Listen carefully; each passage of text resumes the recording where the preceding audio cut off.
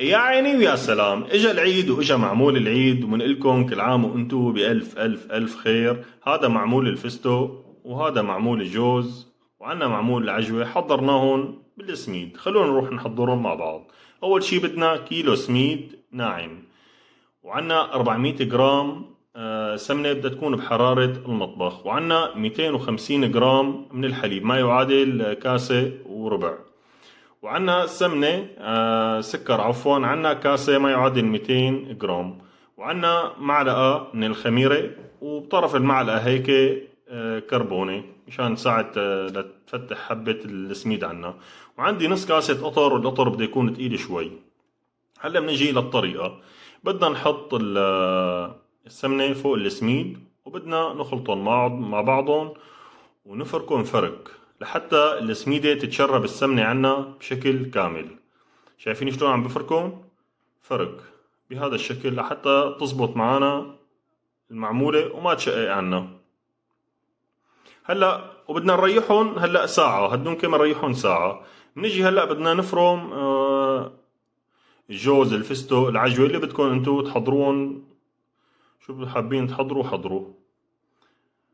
وعندي جوزات كمان طحنتهم بهذا الشكل. طبعا فيكم انتو على الشوبك كمان، في عالم بيستخدموا الشوبك.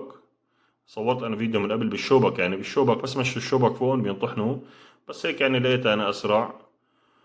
هلا 300 جرام عندي من الجوز، حطيت فوقهم معلقة كبيرة من السكر البودرة، ونكهتهم بالقرفة. وبدنا نخلطهم اول شي على الناشف مشان تتوزع معنا السكر والقرفة. وبعدين بنحط لهم معلقة معلقتين ونص من القطر بده يكون تقيل، ويفضل نفركم بإيدينا لحتى يتجانسوا مع بعضهم. بس هيك لقيتوهم كمشوا شوي، آخر شي بنزلهم السمنة هيك بس مشان نعطيها طعمة، ومشان تساعد إنه ما تلزق ما يلزق الجوز معنا اللي احنا وعم نشتغل فيه. شايفين هلا هيك خلصنا منهم. وعنا بالنسبة كمان الفستق بدنا نحط لهم. عندي هون يعني حطيت نص كيلو، حطيت معلقة كبيرة ونص من السكر البودرة أو معلقتين فينكم تحطوا. وبدنا نحط لهم القطر كمان بده يكون تقيل مشان تمسك معانا.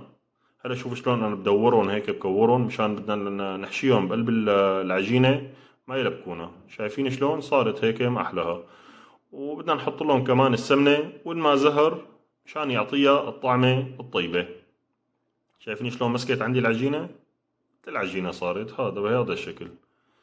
هلا عندي العجوة يفضل تجيبوها شقرة بتطلع طعمتها كتير طيبة، وبنحط لها هيل وسمنة وبنعجنها لحتى تصير عنا طرية بهذا الشكل، ولونها بتلاقوه فتح صار. هلا خلينا نروح نخلط المكونات مع بعضها. عنا السكر وعنا الخميرة والكربونة، بدنا نحطهم هدول على الناشف ونخلطهم مع بعضهم.